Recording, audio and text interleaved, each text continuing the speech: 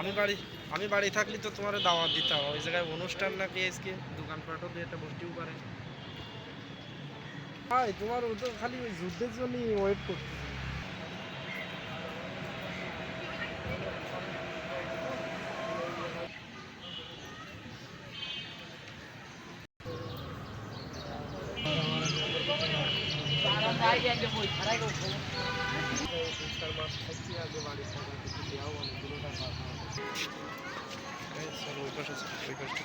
আরে একটু পরে গাছ কাটছি, চলে গেলাম চলে গেলাম।